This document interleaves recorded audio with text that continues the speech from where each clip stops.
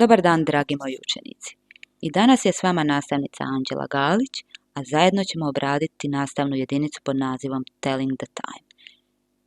Sjećate se da smo u 4. razredu obradili lekciju What's the time? Što smo tada naučili? Naučili smo na engleskom jeziku reći koliko je sati. Sjećate se? Provjerimo koliko se sjećate. Pogledajmo zajedno što nam prvi sat pokazuje. Pokazuje nam da je 6 sati. Na engleskom će to glasiti it's, jer svaku rečenicu kada govorimo koliko je sati započinjemo sa it's, zatim slijedi broj, u ovom slučaju 6, i završavamo ju sa o'clock. It's 6 o'clock. 6 je sati. Što nam pokazuje sad desno? Pokazuje nam da je 10 sati. Na engleskom će to glasiti it's 10 o'clock. It's 10 o'clock. 10 je sati. Sjećate se da smo u 4. razredu učili reći kada je na pola sata. Sjećate se onog izraza half past. Što nam pokazuje ovaj sat? Koliko je sati na njemu? 6:30. Na engleskom će to glasiti it's half past 6. It's half past 6. Pogledajmo desno. Što nam pokazuje? Pokazuje nam da je 10:30. Pa će to biti it's half past 10. It's half past 10. 10:30. Nadam se da su se prisjetili oni koji su bili zaboravili. Idemo dalje. Danas ćemo proširiti svoje znanje, a da bismo to učinili, potrebno nam je savladati ova dva izraza. Past i to. Pogledajte ovaj sat. Izraz past koristimo kada je vrijeme između punog sata i pola sata. Znači kada je velika kazaljka između broja 12 i broja 6. Jer zapravo ovaj izraz past znači nakon nečega. A izraz to se koristi kada je vrijeme između pola sata i punog sata. Znači kada je velika kazaljka između broja 6 i broja 12. Jer izraz to znači do nečega, prije nečega. Biće vam jasnije kada to malo izvježbajmo. Pogledajmo. Ovaj sat nam pokazuje da je 9 sati i 5 minuta. Gdje se nalazi velika kazaljka? Nalazi se između broja 12 i broja 6. Znači da koristimo izraz past. Pa će biti it's 5 past 9. 9 sati i 5 minuta. A pogledajmo donji sat. On nam pokazuje da je velika kazaljka između broja 6 i broja 12. Da je 5 minuta do 9. Pa će biti it's 5 to 10. Idemo dalje. Koliko je sati na prvom satu? 10 i 10 minuta. Potrebno nam je opet koristiti izraz past, pa će biti it's 10 past 10. 10 i 10. A na donjem satu je 10 minuta do 10 sati, pa ćemo koristiti izraz to. I bit će it's 10 to 10.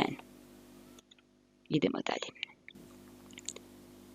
Novi izraz kojeg ćemo danas naučiti je quarter. Quarter znači četvrt. A četvrt sata predstavlja 15 minuta. Pogledajte kako se koristi. Ovaj sat nam govori da je 5 sati i 15 minuta, pa će to na engleskom glasiti it's quarter past 5. It's quarter, jer je quarter 15 minuta, past koristimo kada je prošlo i 5. A na donjem satu je 15 minuta do 5, pa će biti it's quarter to 5. It's quarter to 5. Kako sa 20 minuta? Ovaj sat nam pokazuje da je 1 sat i 20 minuta. Znači, opet koristimo izraz past, pa će biti it's 20 past 1. It's 20 past 1. A na donjem je 20 minuta do 1 sat, pa nam je potrebno koristiti izraz to. To će biti it's 20 to 1. It's 20 to 1. A 25, 5 i 25 će glasiti ovako. It's 25 past 4. It's 25 past 4. A na donjem je 25 minuta do 4, pa će biti it's 25 to 4. It's 25 to 4. Nadam se da vam je bilo jasno kako sam vam objasnila, a to ćemo sada i provjeriti. What's the time? Write full sentences. What's the time? Write full sentences. 8 i 25. 10 i 35. 2 i 50. 7 i 45. 3 sata i 10 minuta. 11 sati i 15 minuta. Sada zaustavite ovaj video i punim rečenicama u svoje bilježnice napišite koliko je sati.